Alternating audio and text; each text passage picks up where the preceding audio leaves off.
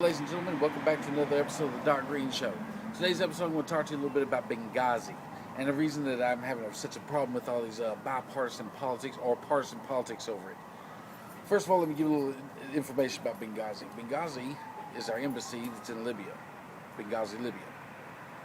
Part of the problem with the Benghazi, Libya thing is that back when it was first attacked, September of last year, 2 months before the election, we were told that it was done over a film that was made about the Prophet Muhammad, making fun of him by some guy here in Los Angeles.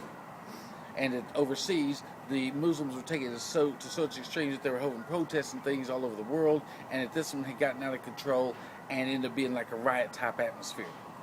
Find out later on, that's not anything near what happened. It was actually an Al-Qaeda affiliates that attacked the embassy. Then we came out with the story now where Hillary Clinton and Barack Obama were trying to say, no, that's not what happened. We found out it is a terrorist attack, but we wasn't sure at the time. We didn't know at the time. We were going with the information we were given. That's not true. The information they were given by the president of Libya, or the leader of Libya, information they were given by Homeland Security, information they were given by their own intelligence agencies, told them it was a terrorist act. Told them it was a terrorist activity. It was suspected since the first moment it started by the embassy. The embassy called it for help. Less than an hour away, I'm just giving you some information as to what happened that day. Less than an hour away when the embassy was being attacked was a special forces unit that begged for permission to come in and help the embassy. They were told to stand down. Then there was an aircraft carrier less than an hour away that could have had jets there to assist the embassy. They were also told, stand down. 2 retired Navy SEALs ended up chartering their own plane, flying in on their own, and trying to help at the embassy to hold off until reinforcements arrived from the U.S. military. Reinforcements had never arrived. Those 2 Navy SEALs, retired Navy SEALs, were also killed. During all this happening and everything, no one wants to sit here and say now that, yes, this is the president's problem. He lied, people died. Just like y'all be saying if it was Bush. If this had been Bush, Democrats would be screaming bloody murder everywhere. That Bush lied, people died. Well, this time, your president lied, people died. Your Secretary of Defense lied, people died. The only problem is they weren't given the same information that Bush was given back then. I expect this should not be partisan politics. Should not be at all. Just like when Bush did it, it wasn't partisan politics. Democrats and Republicans all agreed with the information given, with the way it was presented, that we should go to war. This is not the same. With the information given, everyone knows the White House lied.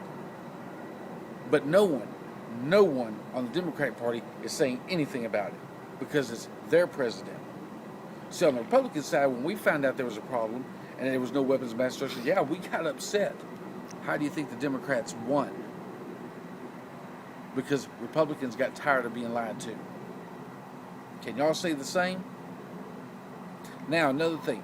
As far as Bush lied, people died, everything's great under Obama, let me bring up one other little point that I want to make clear real fast. Under President Bush in Afghanistan, when he told us we were going to war, and he showed us the evidence on it. The evidence may have been misleading or may have been incorrect, but at the time, every one of us believed it. He showed it, he showed what he was shown, and we all believed it. We all bought into it. And we all went into Iraq. But we went into Afghanistan correctly. Afghanistan was harboring Al-Qaeda. So that part of the war is fine, is correct. We lost 574 people.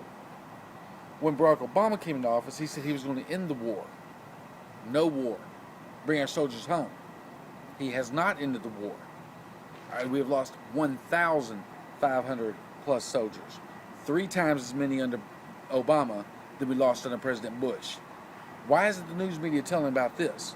I'll tell you why. Because Obama is the news media's president. They're just not getting on this Benghazi thing because they have no choice. The story's coming out too well. They have no choice but to finally cover it.